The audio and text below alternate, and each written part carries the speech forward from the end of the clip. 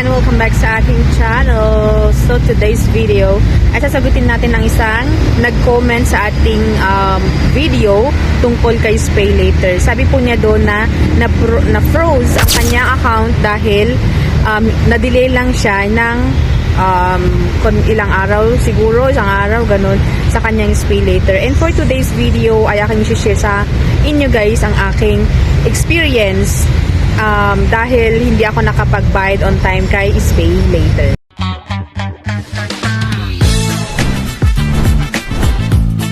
Alright, so welcome and welcome back nga sa aking video. So today's video ay andito tayo ngayon sa my park, dito sa my city hall, kasi nga inaantay lang natin ang oras ng ating ukulele session. So sasagutin ko ang isang nag-comment nga. So sabi dito na na-froze ang kanyang account or ang kanyang Spay Later, hindi na niya magagamit ang kanyang Spay Later. In my experience din guys ay na-froze ang aking account nung hindi po ako nakapagbayad or bilang isang seller kay Shopee ay parang may na-advance ako na withdraw, at yun po ang reason kung bakit ako na-froze sa Shopee mismo. Hindi ako makapagbenta, hindi ako makautang sa Spay Later. And in your case, kaibigan, sa yung Spay Later ay ganun po talaga. Pag kunyari na-delay ka po ng ilang araw or isang araw man lang guys, ay talagang ma-froze ang iyong account. So kailangan mo pong bayaran lahat. Kunyari example is 1,000 pesos ang approved na amount. So ngayon ay may nagamit ka na, let's say 500 or 200, and then sa due date mo ay hindi ka nagbayad. So ang mangyayari dun guys ay talagang i-freeze nila ang yung account hanggang mabayaran mo po ang 1,000 pesos or yung kunyari yung 1,000 pesos or kung magkano yung nagamit mo. Let's say 200 pesos nga, and 200 pesos yung iyong nagamit, 200 pesos babayaran mo, and para mabuo mo yung 1,000 pesos. And I think after 1 month or 2 months, 3 months ay pwede mo nang magamit ulit ang iyong Spay Later. So ganun po guys, kasi sa isang account po namin, ginagamit po namin ay medyo na-delay nga. And ayun po ang aming experience nung nagbayad kami ng first payment ay hindi pa po siya pwedeng gamitin. Freeze pa lang po siya.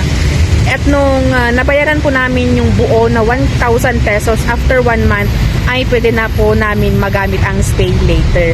So, ganun po kabilis or ganun po ang Spay Later. Ganun pong sitwasyon natin pag kunyari hindi po tayo nakapagbayad on time kay Spay Later. Ayan. So, sa mga may Spay Later dyan, kailangan bayaran po natin on time para hindi po natin ma-freeze. Pero, syempre, hindi po natin kasalanan minsan kasi nga medyo kapos din minsan ang mga pera natin pambayad, so na talagang nadidelay tayo minsan. Pero ganun po talaga ka-stricto yung mga ganitong legit na utangan. Sa harassment naman guys, hindi naman po sila nang haharas. Meron lang silang email, and then meron silang text messages na nagpaparemind na kayo ay delay sa pagbabayad sa kanila. Wala yung mga harassment na ipapakulong kita, papabarangay kita, papadalhin kita ng mga ganito ganyan. Wala pong ganun ang Spay Later. So doon mo makikita na legit po talaga ang mga utangan na mga ganito guys. Okay? So sa mga gusto ding umutang, this video is not sponsored or not connected to any loan application. All are based from my personal experience. so hindi po na ako magpo-promote. Pero sa mga nagtatanong kung paano mag-avail or paano manghiram sa Spay Later or maggamit sa Spay Later, ay depende po sa account natin kung verified and kung talagang pwede na magamit. Titingnan nyo lang guys sa my account nyo, sa parang may dashboard niya, meron po yung Spay Later sa baba, and then meron lang kayong pipilapan guys.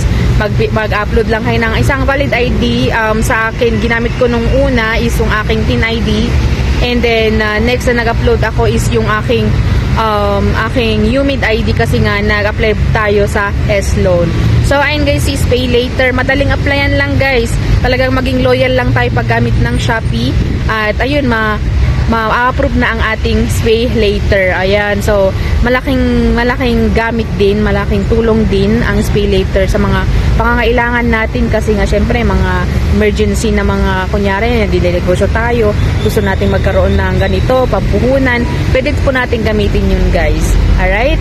So, thank you for watching and kung meron pa kayong mga katanungan guys sa mga iba pang mga nireview natin, ay i-comment lang po sa baba at gawin natin ang ating mga kakayanan para ma-share din natin or ma-explain or masagot yung mga katanungan na yon. So, thank you for watching and sa mga naghahanap ng mga utangan guys, andyan lamang po sa aking list down below yung mga legit na application. Thank you, bye-bye!